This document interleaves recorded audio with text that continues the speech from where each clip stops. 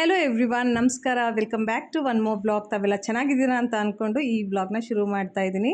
Simple ಆಗಿ ಬೆಂಡೆಕಾಯಿ ಆಲೂಗಡ್ಡೆ ಪಲ್ಯ ಹೇಗೆ ಮಾಡೋದು ಅಂತ ತೋರಿಸ್ತಾ ಬ್ಲಾಗ್ನ ಶುರು ಮಾಡ್ತಾ ಇದ್ದೀನಿ ಫ್ರೆಂಡ್ಸ್. ಮೊದಲಿಗೆ ಬೆಂಡೆಕಾಯಿ, ಆಲೂಗಡ್ಡೆ, ಈರುಳ್ಳಿ, ಹಸಿರುಮೆಣಸಿನ್ಕಾಯಿನ ಚೆನ್ನಾಗಿ ತೊಳೆದು ನಾನು ಹೇಗೆ ಕಟ್ ಮಾಡಿ ಪ್ಲೇಟಲ್ಲಿ ಇಟ್ಕೊಂಡಿದ್ದೀನೋ ಅದೇ ರೀತಿಯೇ ಕಟ್ ಮಾಡಿ ಇಟ್ಕೋಬೇಕು. ನಂತರ ಕಡಾಯಿಯಲ್ಲಿ ಎಣ್ಣೆ ಹಾಕಿ, ಎಣ್ಣೆ ಬಿಸಿ ಆಗಿದ್ಮೇಲೆ ಸ್ವಲ್ಪ ಮೆಂತ್ಯಕಾಳು, ಸ್ವಲ್ಪ ಜೀರಿಗೆ ಹಾಕಿಬಿಟ್ಟು ಒಗ್ಗರಣೆ ಕೊಟ್ಬಿಟ್ಟು ನಂತರ ಕಟ್ ಮಾಡಿ ಇಟ್ಕೊಂಡಿರುವ ಆಲೂಗಡ್ಡೆನ ಮೊದಲು ಫ್ರೈ ಮಾಡ್ಕೋಬೇಕು. ಆಲೂಗಡ್ಡೆನ ಮೊದಲು ಏನಕ್ಕೆ ಫ್ರೈ ಮಾಡ್ಕೋಬೇಕು ಅಂತ ಅಂದರೆ, ಬೆಂಡೆಕಾಯಿ ಬೇಗನೆ ಬೆಂದೋಗುತ್ತೆ, ಆಲೂಗಡ್ಡೆ ಸ್ವಲ್ಪ ಟೈಮ್ ತಗೊಳುತ್ತೆ. ಸೊ ಅದಕ್ಕೆ ಸೆಪ್ರೇಟಾಗಿ ಆಲೂಗಡ್ಡೆನ ಒಂದು 3-4 ನಿಮಿಷದವರೆಗೂ ಮೀಡಿಯಮ್ ಟು ಹೈ ಫ್ಲೇಮಲ್ಲಿ ಈ ಥರ ಫ್ರೈ ಮಾಡಿಕೊಂಡು ನಂತರ ಕಟ್ ಮಾಡಿ ಇಟ್ಕೊಂಡಿರುವ ಎಲ್ಲ ತರಕಾರಿಗಳನ್ನ ಸೇರಿಸ್ಬೇಕು.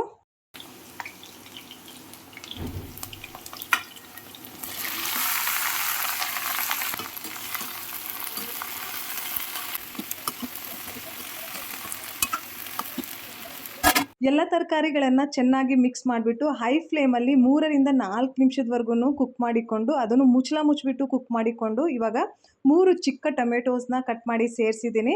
ಟೊಮೆಟೊ ಸೇರಿಸಿದ ನಂತರ ರುಚಿಗೆ ಎಷ್ಟು ಬೇಕೋ ಅಷ್ಟು ಉಪ್ಪು, ಖಾರಕ್ಕೆ ಎಷ್ಟು ಬೇಕೋ ಅಷ್ಟು ಖಾರ, ಸ್ವಲ್ಪ ಗರಂ ಮಸಾಲ, ಸ್ವಲ್ಪ ಅರಿಶಿಣದ ಪುಡಿ, ಇವನ್ನೆಲ್ಲನೂ ಸೇರಿಸ್ಬಿಟ್ಟು ಮತ್ತೆ ಇನ್ನೊಂದ್ಸಲ ಚೆನ್ನಾಗಿ ಮಿಕ್ಸ್ ಮಾಡಿ ಮೀಡಿಯಮ್ ಟು ಹೈ ಫ್ಲೇಮಲ್ಲಿ ಮುಚ್ಚಿಬಿಟ್ಟು ಟೊಮೆಟೊ ಮೆತ್ತಗಾಗೋವರೆಗೂ ಕುಕ್ ಮಾಡಿಕೊಂಡ್ರೆ ಆಲೂಗಡ್ಡೆ ಬೆಂಡೆಕಾಯಿ ಪಲ್ಯ ರೆಡಿ ಆಗುತ್ತೆ.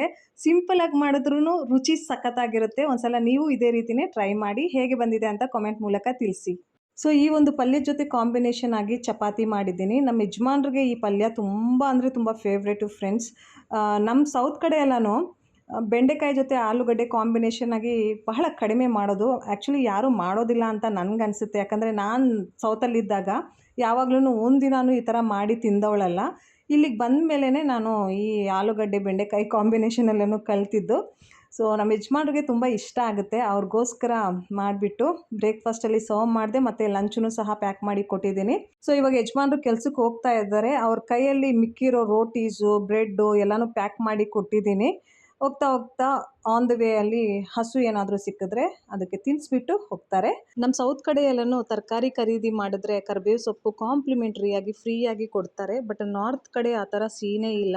ತರಕಾರಿ ಮಾರುವವ್ರ ಹತ್ರ ಆಗಿರ್ಬೋದು, ಮಾರ್ಕೆಟ್ಗಳಲ್ಲಾಗಿರ್ಬೋದು ಕರಿಬೇವು ಸೊಪ್ಪು ಸಿಗೋದೇ ಇಲ್ಲ. ಕರಿಬೇವು ಸೊಪ್ಪು ಬೇಕು ಅಂತ ಅಂದರೆ ಮನೆಗಳಲ್ಲೇ ಬೆಳೆಸ್ಕೊತಾರೆ.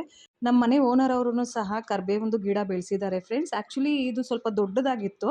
ಇನ್ ಬಿಟ್ವೀನ್ ಅವರು ಕಟ್ ಮಾಡಿಬಿಟ್ಟು ಎಲ್ಲ ಕರಿಬೇವು ನಮಗೇನೆ ಕೊಟ್ಟರು ಫ್ರೆಂಡ್ಸ್. ಯಾಕಂದರೆ ಅವ್ರಿಗೆ ಗೊತ್ತಿದೆ ಸೌತ್ ಇಂಡಿಯನ್ಸು ತುಂಬ ಕರಿಬೇವು ಸೊಪ್ಪನ್ನ ಯೂಸ್ ಮಾಡ್ತಾರೆ ಅಂತ ಹೇಳಿ, ಅದಕ್ಕೆ ಕೊಟ್ಟಿದ್ದು.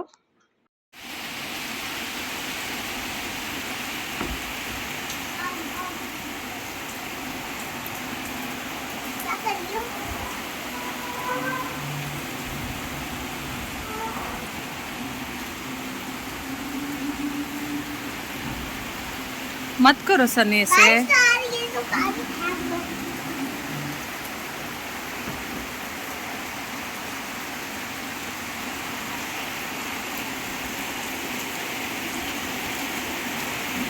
ನಿನ್ನೆ ಸಾಯಂಕಾಲ ಮಕ್ಕಳಿಗೋಸ್ಕರ ಹಾಲು ಬಿಸಿ ಮಾಡ್ತಾ ಇದ್ದೆ. ಸಡನ್ನಾಗಿ ಗ್ಯಾಸ್ ಮುಗ್ದೋಯ್ತು. ಯಪ್ಪ ಏನು ಮಾಡೋದು ಅಂತ ತುಂಬ ಟೆನ್ಷನ್ ಆದೆ ಫ್ರೆಂಡ್ಸ್. ಬಿಕಾಸ್ ಡಿನ್ನರೂ ಸಹ ಪ್ರಿಪೇರ್ ಮಾಡಿರಲಿಲ್ಲ.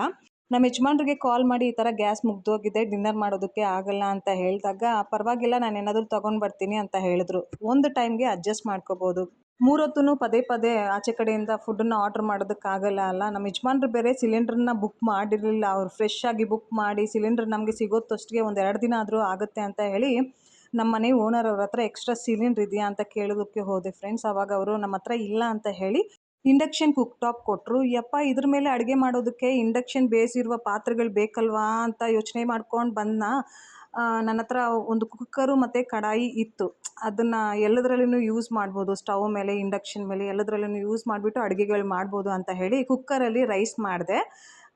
ಕಡಾಯಿಯಲ್ಲಿ ಟೊಮೆಟೊ ಚಟ್ನಿ ಮಾಡಿದೆ. ಚಟ್ನಿ ಮತ್ತು ರೈಸ್ನ ಮಿಕ್ಸ್ ಮಾಡಿಬಿಟ್ಟು ಮಕ್ಕಳ ಟಿಫಿನಲ್ಲಿನೂ ಪ್ಯಾಕ್ ಮಾಡಿ ಇವಾಗ ತಿನ್ನಿಸ್ತಾ ಇದ್ದೀನಿ. ನಾನು ಮಕ್ಕಳಿಗೆ ತಿನ್ನಿಸೋದ್ರಲ್ಲಿ ಬ್ಯುಸಿಯಾಗಿರೋವಾಗ ನಮ್ಮ ಯಜಮಾನ್ರು ಇಂಡಕ್ಷನ್ ಕುಕ್ ಟಾಪ್ ಮೇಲೆ ನಾರ್ಮಲ್ ಆಗಿರುವ ಸ್ಟೀಲ್ ಪಾತ್ರೆನ ಇಟ್ಬಿಟ್ಟು ಟೀ ಮಾಡಿದ್ರು. ಅದನ್ನು ನೋಡಿ ನನಗೆ ಒಂಥರ ಖುಷಿನೂ ಸಹ ಆಯಿತು, ಇನ್ನೊಂದು ಕಡೆ ಶಾಕೂ ಸಹ ಆಯಿತು. ಯಾಕೆಂದರೆ ಕೆಲವಷ್ಟು ಇಂಡಕ್ಷನ್ ಕುಕ್ ಟಾಪ್ ಮೇಲೆ ಬರೀ ಇಂಡಕ್ಷನ್ ಬೇಸ್ ಇರುವ ಪಾತ್ರೆಗಳನ್ನ ಯೂಸ್ ಮಾಡಿಬಿಟ್ಟೆ ಕುಕ್ಕಿಂಗ್ ಮಾಡಬೇಕಾಗಿ ಬರುತ್ತೆ. ಬಟ್ ಇದ್ರ ಮೇಲೆ ಎಲ್ಲ ಥರದ ಪಾತ್ರೆಗಳನ್ನ ಯೂಸ್ ಮಾಡಿಬಿಟ್ಟು ಕುಕ್ ಮಾಡ್ಬೋದು ಅಂತ ಗೊತ್ತಾಯಿತು. ಇನ್ನು ಮಕ್ಕಳನ್ನ ಸ್ಕೂಲಿಗೆ ಕಳ್ಸಾದ್ಮೇಲೆ ನಮ್ಮ ಯಜಮಾನ್ರಿಗೋಸ್ಕರ ಲಂಚ್ ಪ್ರಿಪೇರ್ ಮಾಡ್ತಾ ಇದ್ದೀನಿ. ಕಡಿ ಚಾವಲ್ನ ಅಂದರೆ ರೈಸ್ನ ಮೊದಲೇ ಮಾಡಿ ಇಟ್ಬಿಟ್ಟಿದ್ದೀನಿ. ಇವಾಗ ಕಡಿಗೋಸ್ಕರ ಪಕೋಡೆ ಮಾಡ್ತಾ ಇದ್ದೀನಿ. ನೋಡಿ ಎಷ್ಟು ಚೆನ್ನಾಗಿ ಫ್ರೈ ಆಗ್ತಾ ಇದೆ. ಈ ಒಂದು ಕುಕ್ ಟಾಪ್ ಎಲ್ಲರ ಮನೆಯಲ್ಲೂ ಇರಬೇಕು ಅಂತ ನಾನು ಸಜೆಸ್ಟ್ ಮಾಡ್ತಾ ಇದ್ದೀನಿ. ಎಮರ್ಜೆನ್ಸಿಯಲ್ಲಿ ತುಂಬ ಯೂಸ್ಫುಲ್ ಆಗುತ್ತೆ. ತುಂಬ ಈಸಿಯಾಗಿ ಇದ್ರ ಮೇಲೆ ಕುಕ್ಕಿಂಗ್ ಮಾಡಿಬಿಡ್ಬೋದು. ಆ್ಯಕ್ಚುಲಿ ನಾವು ಮೊದಲಿದ್ದ ಬಾಡಿಗೆ ಮನೆಯಲ್ಲಿ ಒಂದು ಸಲ ಇದೇ ಥರನೇ ಗ್ಯಾಸ್ ಮುಗ್ದೋಗಿತ್ತು. ಆ ಓನರ್ ಅವರು ನಮಗೆ ಪ್ರೆಸ್ಟೀಜ್ ಬ್ರ್ಯಾಂಡ್ದು ಕುಕ್ ಟಾಪ್ನ ಕೊಟ್ಟಿದ್ದರು. ಅದ್ರ ಮೇಲೆ ಬರೀ ಇಂಡಕ್ಷನ್ ಬೇಸ್ ಇರೋ ಪಾತ್ರೆಗಳನ್ನ ಮಾತ್ರನೇ ಯೂಸ್ ಮಾಡಿ ಕುಕ್ಕಿಂಗ್ ಮಾಡಬೇಕಾಗಿ ಬಂತು. ಸೊ ಆದ್ದರಿಂದ ಬೇಡ, ಯೂಸ್ಲೆಸ್ಸು ಅಂತ ಹೇಳಿಬಿಟ್ಟು ನಾವು ತಗೊಂಡಿರಲಿಲ್ಲ. ಬಟ್ ಈ ಒಂದು ಕುಕ್ ಟಾಪ್ನ ಯೂಸ್ ಮಾಡಿದ್ಮೇಲೆ ಫ್ರೆಂಡ್ಸ್, ನಿಜವಾಗ್ಲೂ ಹೇಳ್ತೀನಿ, ತುಂಬ ಯೂಸ್ಫುಲ್ ಅಂತ ನನಗನ್ನಿಸ್ತು. ಈ ಒಂದು ಕುಕ್ ಟಾಪು ಎಲ್ಲರ ಮನೇಲೂ ಇರಬೇಕು ಅಂತ ತುಂಬ ಸ್ಟ್ರಾಂಗ್ ಆಗಿ ನಾನು ಫೀಲ್ ಮಾಡ್ತಾ ಇದ್ದೀನಿ. ಯಾಕಂದರೆ ಎಮರ್ಜೆನ್ಸಿಯಲ್ಲಿ ತುಂಬ ಯೂಸ್ಫುಲ್ ಆಗುತ್ತೆ. ನಮ್ಮ ಯಜಮಾನ್ರು ಏನು ಹೇಳಿದ್ರು ಗೊತ್ತಾ, ಇನ್ನೇನು ದಸರಾ ಮತ್ತು ದೀಪಾವಳಿ ಹಬ್ಬಕ್ಕೆ ಎಲೆಕ್ಟ್ರಾನಿಕ್ ಐಟಮ್ಸ್ ಮೇಲೆ ಡಿಸ್ಕೌಂಟ್ಸ್ ಬರುತ್ತೆ ಅಲ್ವಾ, ಆವಾಗ ಈ ಒಂದು ಕುಕ್ ಟಾಪ್ನ ನಾವೂ ಖರೀದಿ ಮಾಡೋಣ ಅಂತ ಹೇಳಿದ್ರು. ಇನ್ ಕೇಸ್ ಏನಾದರೂ ಇದ್ರ ಮೇಲೆ ಡಿಸ್ಕೌಂಟ್ ಇಲ್ಲ ಅಂತ ಅಂದರೆ ಏನು ಖರೀದಿ ಮಾಡಬಾರ್ದಂತ ನಾನು ಕ್ವಶನ್ ಮಾಡಿದಾಗ, ಇಲ್ಲ ಖರೀದಿ ಮಾಡೋಣ ಅಂತ ಹೇಳಿದ್ರು. ಅಷ್ಟು ಎಕ್ಸ್ಪೆನ್ಸಿವ್ ಇಲ್ಲ ಫ್ರೆಂಡ್ಸ್. ನಾವು ಒಂದು ಟೈಮ್ಗೆ ಆಚೆಯಿಂದ ಏನಾದರೂ ತಿನ್ನಬೇಕು ಅಂತ ಅಂದಾಗ ಮಿನಿಮಮ್ 1000 ರೂಪಾಯಿ ಖರ್ಚು ಮಾಡ್ತೀವಿ. ಬಟ್ ಈ ಥರದ ಕುಕ್ವೇರ್ ಟಾಪ್ಸ್ ಎಲ್ಲನೂ ಅಷ್ಟು ಎಕ್ಸ್ಪೆನ್ಸಿವ್ ಆಗಿರಲ್ಲ. ಅಬ್ಬಬ್ಬಾ ಅಂದರೆ 3000 ಒಳಗಡೆನೇ ಇರುತ್ತೆ. ಸೊ ಒಂದ್ಸಲ ನಾವು ಈ ಥರದ ಪ್ರಾಡಕ್ಟ್ಸ್ಗೆ ಇನ್ವೆಸ್ಟ್ ಮಾಡಿಬಿಟ್ಟು ಖರೀದಿ ಮಾಡಿಕೊಂಡ್ರೆ ವರ್ಷಾನುಗಟ್ಟಲೆ ಯೂಸ್ ಮಾಡ್ಬೋದು. ಇವಾಗ ನೋಡಿ, ಗ್ಯಾಸ್ ಮುಗ್ದೋಗಿದೆ ಅಂತ ಹೇಳಿಬಿಟ್ಟು ರಾತ್ರಿ ಒಂದೊತ್ತು ಊಟಕ್ಕೆ ನಮ್ಮ ಯಜಮಾನ್ರು 1200 ರೂಪಾಯಿ ಖರ್ಚು ಮಾಡಿದ್ರು. ಅದೇ ಬೆಳಿಗ್ಗೆ ಎದ್ಬಿಟ್ಟು ನಾನು ಈ ಕುಕ್ ಟಾಪ್ನ ಯೂಸ್ ಮಾಡಿಬಿಟ್ಟು ಬ್ರೇಕ್ಫಾಸ್ಟ್ ರೆಡಿ ಮಾಡಿ ಮಕ್ಕಳಿಗೆ ತಿನ್ನಿಸಿ ಟಿಫಿನ್ ಕಟ್ಟಿ ಕಳಿಸಿದ್ದೀನಿ. ಮತ್ತು ನಮ್ಮ ಯಜಮಾನ್ರಿಗೋಸ್ಕರ ಅಂತ ಲಂಚೂ ಸಹ ಪ್ರಿಪೇರ್ ಮಾಡಿದ್ದೀನಿ. ಪಕೋಡೆ ಮಾಡಿದ್ದೀನಿ, ಕಡಿ ಮಾಡಿದ್ದೀನಿ, ಅನ್ನ ಮಾಡಿದ್ದೀನಿ, ಹಾಲು ಬಿಸಿ ಮಾಡಿದ್ದೀನಿ, ಒಗ್ಗರಣೆ ಕೊಟ್ಟಿದ್ದೀನಿ. ಯಪ್ಪ, ನಮ್ಮ ಯಜಮಾನ್ರು ಟೀ ಮಾಡಿದ್ರು. ಮತ್ತು ನಮ್ಮ ಯಜಮಾನ್ರು ಹೋದ್ಮೇಲೆ ನಾನು ಇನ್ನೊಂದು ಸಲ ಟೀ ಮಾಡ್ಕೊಂಡು ಕುಡಿದೆ. ಎಷ್ಟು ಯೂಸ್ಫುಲ್ಲು ಅಂತ ನೀವೇ ಜಸ್ಟ್ ಇಮ್ಯಾಜಿನ್ ಮಾಡಿ ಫ್ರೆಂಡ್ಸ್. ಈ ಥರದ ಪ್ರಾಡಕ್ಟ್ಸ್ನ ನಾವು ಖರೀದಿ ಮಾಡಲೇಬೇಕಲ್ವಾ. ನಮ್ಮ ಯಜಮಾನ್ರು ಟೀ ಕುಡಿತಾ ಸ್ವಲ್ಪ ಟೊಮೆಟೊ ರೈಸ್ ತಿಂದರು. ಇವಾಗ ಪಕೋಡೆ ತಿಂತಾ ಇದ್ದಾರೆ. ಲಂಚ್ಗೆ ಅಂತ ಕಡಿ ಚಾವಲ್ ಮತ್ತು ಸ್ವಲ್ಪ ಸೌತೆಕಾಯಿ, ಒಂದು ಆ್ಯಪಲ್ನ ತೊಗೊಂಡೋಗ್ತಾ ಇದ್ದಾರೆ. ಅದೇ ಈ ಇಂಡಕ್ಷನ್ ಕುಕ್ ಟಾಪ್ ಇಲ್ಲ ಅಂತ ಅಂದಿದ್ರೆ ಅವರು ಎಷ್ಟು ದುಡ್ಡನ್ನು ಖರ್ಚು ಮಾಡ್ತಿದ್ರು ಮಧ್ಯಾಹ್ನದ ಊಟಕ್ಕೆ, ಬ್ರೇಕ್ಫಾಸ್ಟ್ಗೆಲ್ಲನೂ. ಜಸ್ಟ್ ಇಮ್ಯಾಜಿನ್ ಮಾಡಿ. ಸೊ ಆ್ಯಸ್ ಎ ಗೃಹಿಣಿ ಆಗಿಬಿಟ್ಟು ನಾವು ತುಂಬ ಸ್ಮಾರ್ಟಾಗಿ ಜವಾಬ್ದಾರಿಯಿಂದ ಡಿಸಿಷನ್ಸ್ನ ತಗೋಬೇಕಾಗಿ ಬರುತ್ತೆ.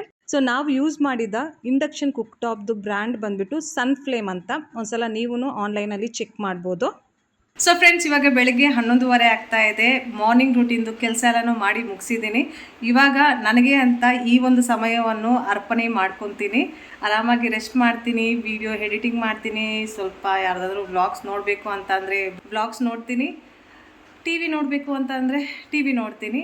ಹೀಗೆ ಕಾಲ ಕಳೆದು ನಂತರ ಮಧ್ಯಾಹ್ನಕ್ಕೆ ಲಂಚ್ ಪ್ರಿಪೇರ್ ಮಾಡ್ಕೋಬೇಕು. ಆಲ್ರೆಡಿ ಕಡಿ ಮಾಡಿಟ್ಟಿದ್ದೀನಲ್ವ, ಸೊ ಕಾಂಬಿನೇಷನ್ ಆಗಿ ರೈಸೇ ಮಾಡ್ತೀನಿ, ರೋಟಿ ಎಲ್ಲನೂ ಮಾಡೋದಕ್ಕೆ ಹೋಗಲ್ಲ. ಸೊ ಅಷ್ಟೇ ಈ ಒಂದು ವ್ಲಾಗಲ್ಲಿ. ಐ ಹೋಪ್ ನಿಮಗೆ ಈ ವ್ಲಾಗ್ ಇಷ್ಟ ಆಗುತ್ತೆ ಅಂತ ಅಂದ್ಕೊಂಡಿದ್ದೀನಿ. ಇಷ್ಟ ಆದರೆ ಪ್ಲೀಸ್ ಲೈಕ್ ಮಾಡೋದನ್ನು ಮರಿಬೇಡಿ.